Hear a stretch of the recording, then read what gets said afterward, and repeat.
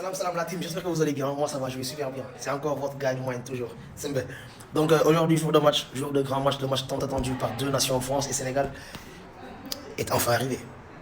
Le match attendu par toute la planète est enfin arrivé. Voir que le Sénégal est le main event, je dirais, de cette Coupe du Monde actuellement, Sénégal-France, c'est le main event. Duel des meilleurs, je dirais, de leur confédération. Là, on a le Sénégal qui est bien portant même. D'accord? On a eu des blessures, des baisses de forme durant la saison et autres. Actuellement, je suis sûr et certain que le groupe est au top. Le groupe est au top du top. Et nous sommes prêts à virer avec vous. Aujourd'hui, nous serons un match pas très facile. Là, il faut le dire, Deschamps joue toujours avec un double pivot. Et je pense que cette fois aussi ne fera pas exception. Donc il jouera forcément avec Rabiot et Tchouaméni. Jusqu'à preuve du contraire, je n'ai que cette configuration-là dans ma tête. Pour dire qu'au milieu de terrain, on peut sortir gagnant de ce duel-là. Et dès qu'on sort gagnant de ce duel, je vous dis, on gagne le match. Le match d'aujourd'hui se jouera, d'accord, il y a les artificiers, les artistes par là, il y a les stars, il y a tout le monde. Mais je vous dis aujourd'hui, ceux qui feront le plus de boulot au milieu de terrain, c'est eux qui gagneront. Et pour moi, je commence déjà ma compo, la compo que j'aimerais faire jouer aujourd'hui. Je vais choquer, ça c'est clair. Mais je dirais déjà Pathé 6, vu que Ghana n'a pas trop de temps de jeu dans les pieds. Donc Pathé 6 comme titulaire, accompagné de Pape Gueye et de Lamine Camara. Lamine Camara, pourquoi? Il aime les gros matchs. Lamine Camara, pourquoi? Il ne floppe jamais pendant les gros matchs. Et ça, on l'a vu. Il choisit ses matchs d'après des gens, d'après certains supporters sénégalais. Et parfois aussi, c'est même lui qui nous donne des preuves. Par exemple, Monaco-Lyon. Il déjoue tous les pronostics.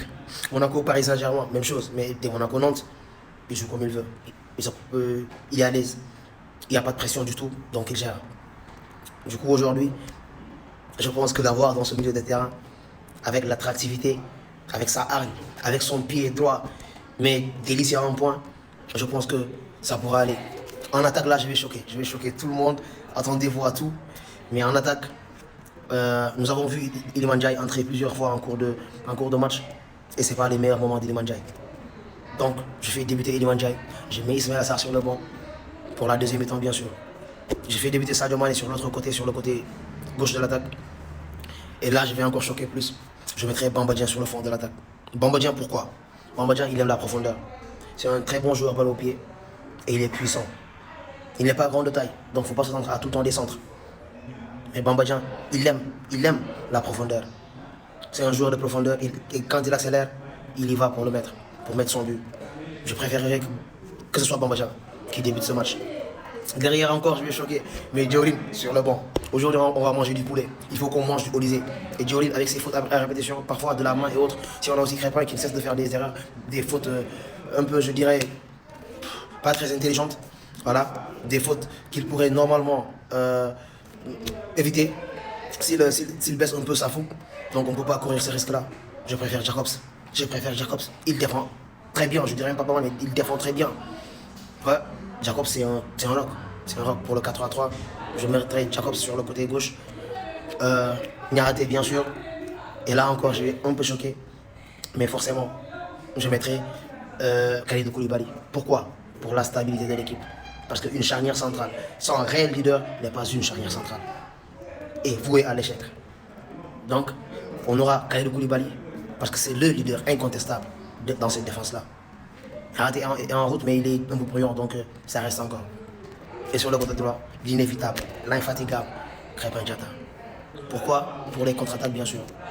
Parce que balle au pied, il mange tout le monde.